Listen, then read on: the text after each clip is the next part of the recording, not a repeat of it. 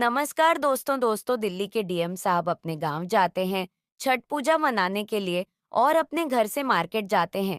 किसी सामान को खरीदने के लिए उनको कुछ फल भी खरीदने थे, तो वो एक फलों की रेडी पर चले जाते हैं।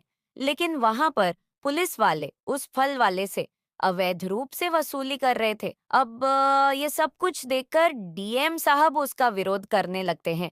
तो पुलिस वाले उनसे कहने लगते हैं कि तुम सरकारी काम में बाधा डाल रहे हो, पीछे हट जाओ, नहीं तो हम लोग तुम्हें जेल में बंद कर देंगे। इस पर डीएम साहब कहते हैं कि ऐसे कैसे जेल में बंद कर दोगे, यह तुम्हारा सरकारी काम नहीं है। पुलिस वाले गुस्सा हो जाते हैं और डीएम साहब को जो सादा लिबास में ही थे, उन्हें जबरन अपनी गाड़ी में बैठा लेते हैं और थाने लेकर जाने लगते हैं। दोस्तों, कौन थे वो डीएम साहब और आगे इस कहानी में क्या होता है दोस्तों?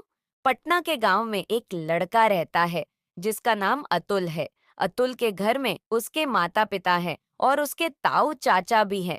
पूरे परिवार वाले अच्छी तरह से मिलजुल कर रहते हैं और अतुल के पिता खेती बाड़ी करके अपने परिवार का पालन पोषण करते हैं। अतुल अभी स्कूल में पढ़ रहा है।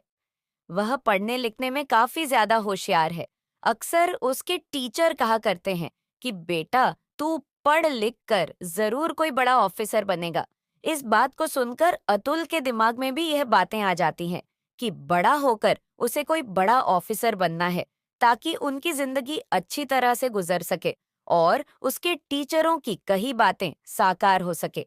धीरे धीरे समय बीत गया और अतुल अपनी ग्रेजुएशन तक की पढ़ाई कर लेता है। अब तक उसे यूपीएससी के बारे में भी जानकारी हो गई थी। अक्सर वो अपने पिता के साथ खेतीबाड़ी में हाथ बंटाया करता था। तो एक दिन खेतों में काम करते समय अतुल अपने पिता से पढ़ाई के बारे में बातें करने लगता है।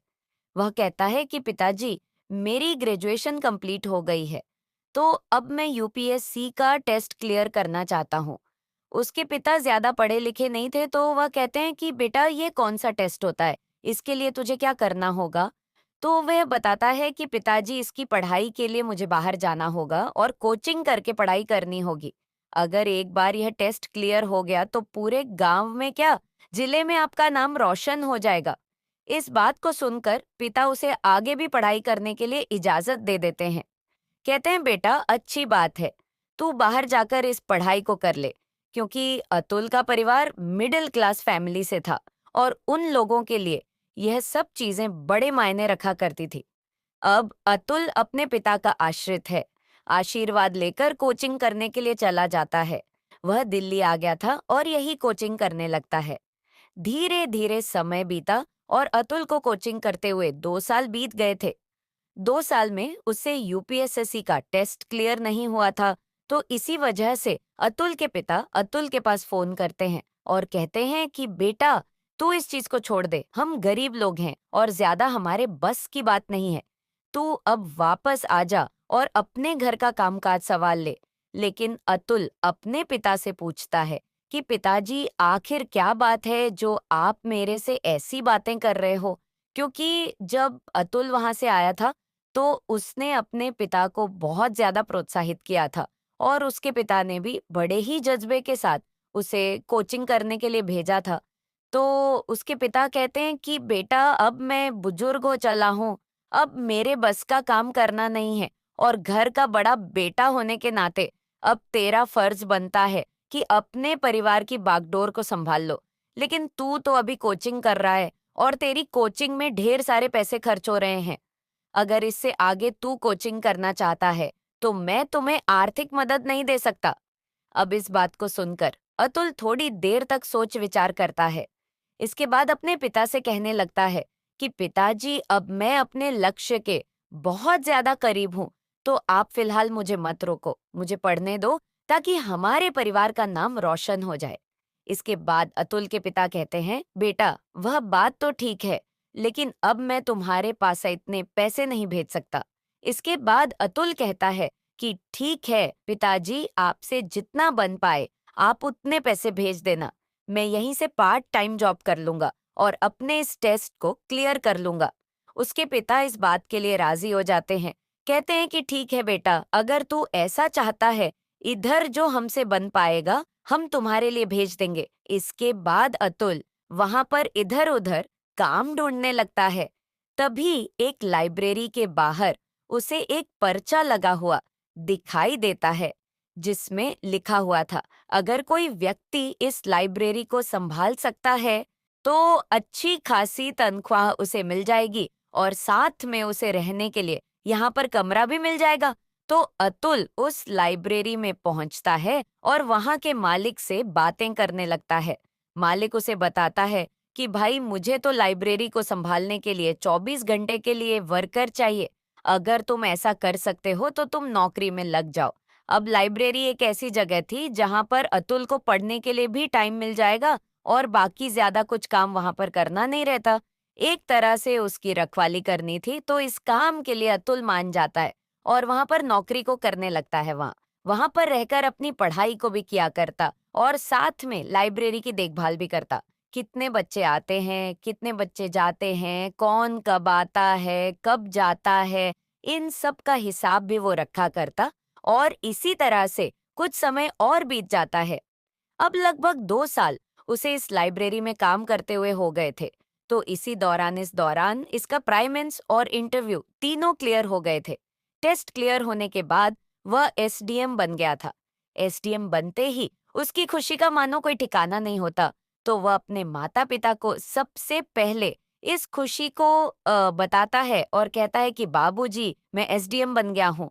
यह बात सुनकर वह लोग बड़े ही खुश होते हैं और पूरे गांव में बताते हैं कि हमारा बेटा एसडीएम बन गया है। वह एक बड़ा अधिकारी है। गांव के लोग भी इस बात की खुशी मनाते हैं कि उनके गांव का एक लड़का एसडीएम बन गया है। इसके बाद अतुल एसडीएम के पद पर गाजियाबाद में नौकरी करता है और वहां पर 2 साल लगातार काम करने के बाद उसका प्रमोशन हो जाता है और वह एक डीएम बन जाता है। तो डीएम बनने के बाद उसे सरकारी आवास मिल गया था, एक सरकारी गाड़ी मिल गई थी और साथ में एक गार्ड भी मिल गया था। तो इसके बाद अतुल अपने माता पिता के पास फोन करता है और उनको फिर से एक बार इस खुशी को बता देता है और कहता है कि मैं डीएम बन गया हूँ, अब आपको वहां पर नहीं रहना होगा, आप यहाँ पर मेरे साथ आकर रहो। अतुल के माता पिता इस बात से बड़े खुश हैं कि हमारा बेटा एक बड़ा अधिकारी बन गया है और अब हमें अपने पास रहने के लिए बुला रहा है। इधर डीएम साहब के पिता अपने खास मित्र के पास जाते हैं जो कि टीचर थे और उन्हें इस खुशी को बताते हैं। इस बात को सुनकर अतुल के पिता के दोस्त कहते हैं कि ये तो बड़ी अच्छी बात है कि तुम्हारा बेटा तुम्हें अपने साथ ले जा रहा है, लेकिन वहां जाकर अपने गांव को मत भूल जाना। कभी कभार यहाँ पर भी आ जाया करना। तो अतुल का पिता उन्हें आश्वासन दिलाते हैं, कहते हैं कि नहीं, ऐसा नहीं होगा, ये हमारा गांव है, यहाँ हमारा जन्म हुआ है, तो हम इस जन्मभूमि को कैसे भूल सकते हैं। इसके बाद वो अपने घर जाते हैं। फिर डीएम साहब उनको लेने के लिए यहाँ पर आ गए थे और अपने माता पिता के साथ पूरे परिवार को अपने साथ लेकर दिल्ली चले जाते हैं और सरकारी आवास में उन्हें रखने लगते हैं।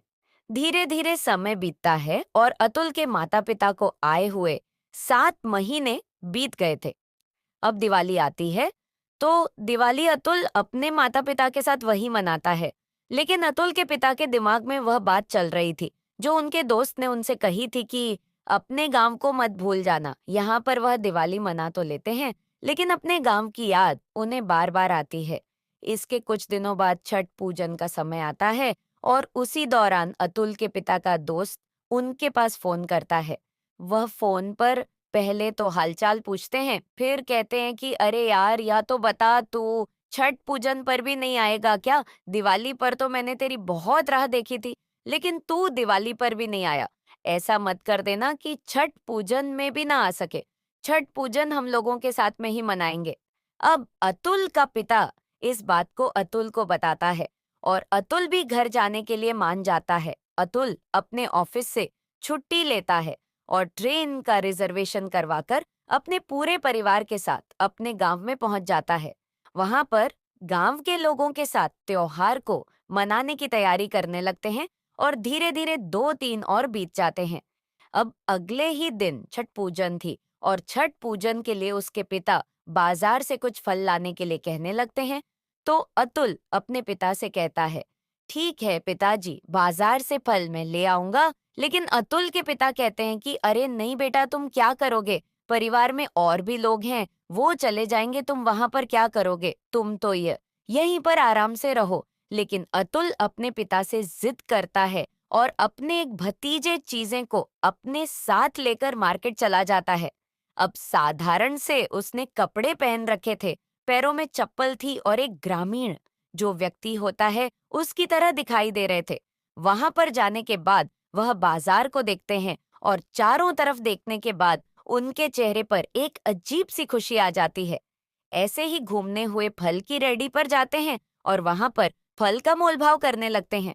वह मोलभाव कर ही रहे थे, लेकिन तभी वहां पर दो पुलिस वाले आते हैं और उस रेडी वाले से अवैध तरीके से वसूली करने लगते हैं। अब वह रेडी वाला उनसे कहने लगता है कि साहब शाम को आना, अभी तो धंधा कम हुआ है, मैं अभी आपको पैसे नहीं दे सकता। यह मामला अतुल भी देख लेता है और उनको समझने में जरा भी देर नहीं लगती कि यह रेडी वाले से किस तरह से वसूली कर रहे हैं। इसके बाद वह पुलिस वाले रेडी वाले को धमकाने लगते हैं। कहते हैं कि तुमने यहाँ पर रेडी क्यों लगा रखी है? यहाँ पर लगाना लीगल नहीं है। तुम यहाँ पर रेडी नहीं लगा सकते। यानी कि उन्हें हफ्ता नहीं मिला था। तो इसी वजह से वह फल वाले को दुखी कर रहे थे और इस बात को देखकर अतुल से रहा नहीं जाता। वह उनसे कहने लगता है कि साहब आप कौन होते इन लोगों को यहाँ पर जगह दिखाने वाले कि कौन कहाँ फल की रेडी लगाएगा? यह काम तो नगर पालिका का है ना, आप ये सब कुछ नहीं कर सकते। अब इस बात को सुनकर पुलिस वाले पहले अतुल की तरफ देखते हैं, उसके बाद उन्हें गुस्सा आ जाता है। वो सोचते हैं कि एक साधारण सा व्यक्ति हमसे इस तरह से बात क्यों कर सकता है, तो उससे कहने लगते हैं कि अरे चल चल अपना काम देख, यहाँ पर तेरा कोई काम नहीं है। अगर ज्यादा बकवास की तो तुम्हें पुलिस थाने में बंद करा दूंगा। अब इसके बाद अतुल कहता है कि साहब ऐसे कैसे बंद कर दोगे? मैंने आपसे कहा ही क्या? मैंने तो आपको सही बात बताई है और कानून के दायरे में रहकर काम करना सिखा रहा हूँ, लेकिन आप उस बात को मान ही नहीं रहे। यह बात सुनकर पुलिस वाले और भी ज्यादा नाराज हो जाते हैं और अतुल से कहने लगते हैं कि लगता है तुझे कायदा कानून कुछ ज्यादा ही पता है, तुझे बढ़िया वाला कायदा कानून पढ़ाना पड़ेगा। अब इस बात को सुनकर जो अतुल का भतीजा होता है वह एकदम से बोलने ही वाला था, लेकिन तभी अतुल उसे हाथ से इशारा करता है और कहता है कि तू बीच में बिल्कुल मत बोल, जो कुछ करना है मैं ही करूंगा। इसके बाद वह कहते हैं कि कायदे कानून की कौन सी बात है, यह तो नॉर्मल सी चीजें हैं। अगर किसी जगह पर कोई अवैध तरीके से कुछ कर रहा है तो उसके लिए नगर पालिका होती है। आपका काम होता है लोगों को सुरक्षा देना, ना कि यह जो आप कर रहे हो। अब इसके बाद पुलिस वाले और भी ज्यादा गर्म हो जाते हैं।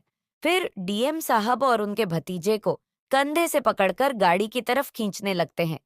अब जैसे ही डीएम साहब देखते हैं कि वो उन्हें गाड़ी की तरफ खींच रहे हैं, तो वो उन पुलिस वालों से कहने लगते हैं कि साहब मैंने क्या किया है जो आप मुझे गाड़ी में बैठा रहे हो तो उसके बाद वह कहते हैं नहीं नहीं, तुम्हारी जबान कुछ ज्यादा ही चल रही थी।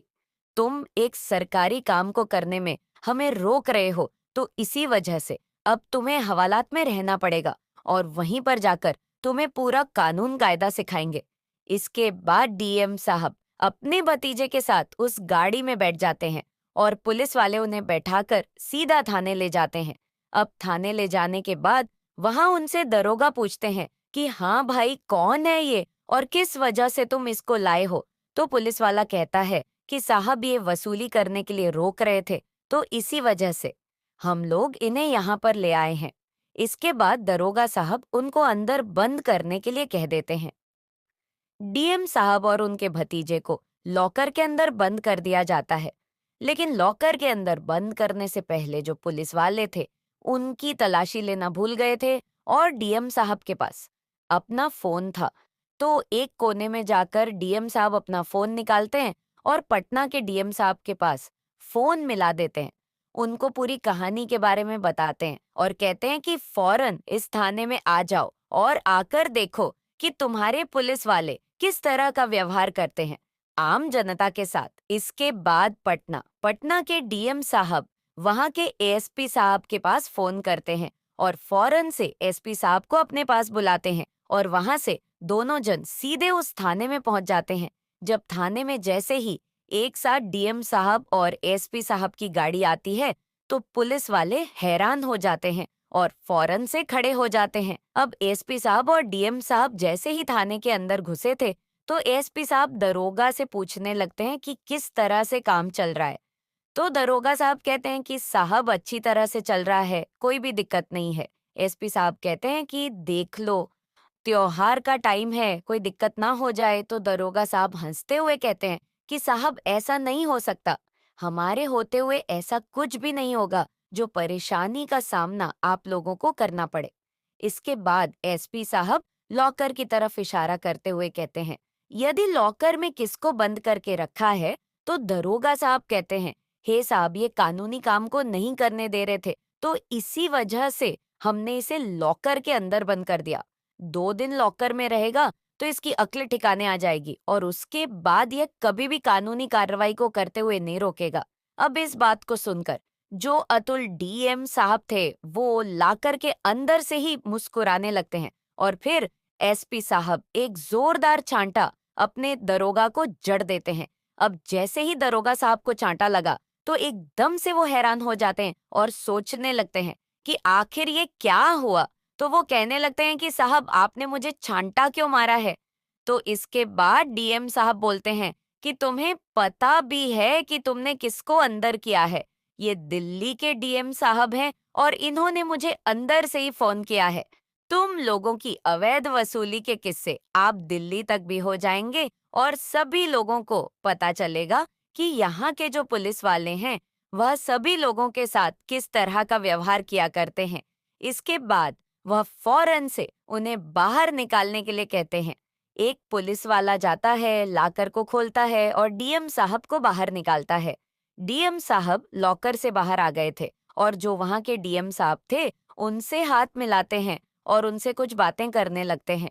बातों ही बातों में जो पटना के डीएम साहब हैं वो दिल्ली के डीएम साहब अतुल से कहते हैं कि ये बताइए, अगर आपको ऐसी कोई परेशानी थी तो आप पहले भी फोन कर सकते थे। तो वो कहते हैं कि नहीं, ऐसी कोई बात नहीं है।